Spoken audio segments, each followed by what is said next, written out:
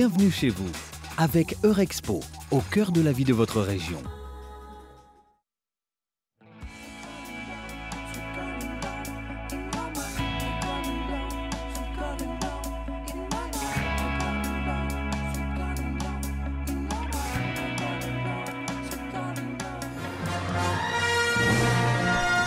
Fan de l'univers de Star Wars, Stéphane et ses confrères de l'Académie de sabre laser de Lyon se réunissent ici chaque vendredi soir sous la lueur spatiale du musée des Confluences.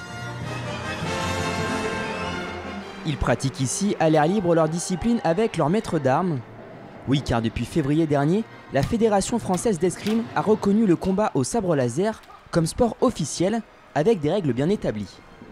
Donc si je simplifie, c'est 1 point si ça touche les bras ou les jambes, c'est 2 points pour le torse, 3 points pour la tête et des pénalités pour si on touche les mains ou les pieds.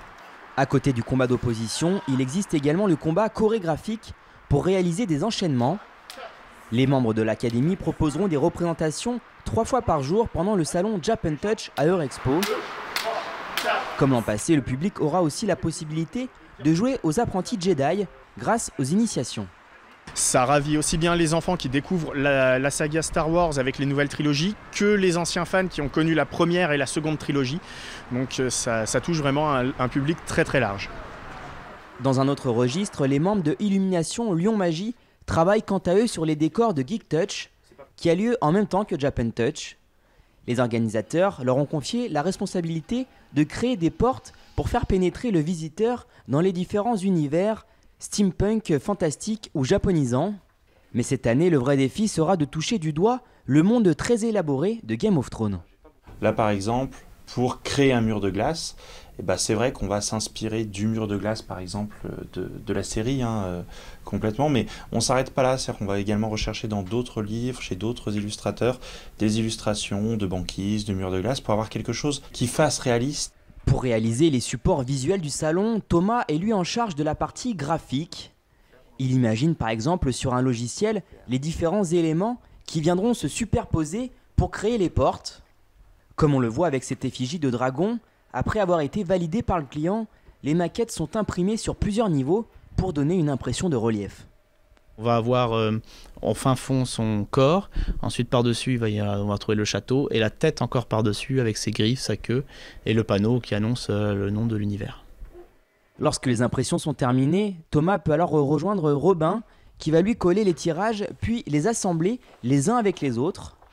Pour le dernier salon, il avait notamment participé au succès de la construction d'un trône de fer ultra réaliste, taillé dans le bois puis agrémenté d'éléments.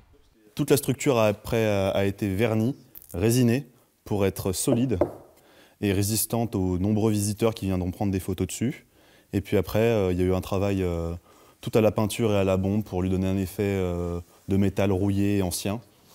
Cette année, c'est donc le mur de glace qui sera la sensation. Des blocs immenses viendront entourer le trône, puis en fond, sur une dimension de 10 mètres sur 10, des plaques ont été peintes pour rendre réaliste la grandeur du mur. C'est seulement un travail à la bombe pour donner une impression de glace, en partant de couleurs plus sombres à des couleurs plus claires, en simulant avec certaines couleurs des fissures dans la glace, des éléments pouvant rappeler justement le froid. Voilà. Donc c'est une des pièces qui servira à créer l'ensemble du mur. Pour découvrir les nouvelles attractions et les décors des 3 salons réunis, Japan Touch Haru, Geek Touch et Japan Touch Cosplay, rendez-vous à Eurexpo le week-end du 4 et 5 mai.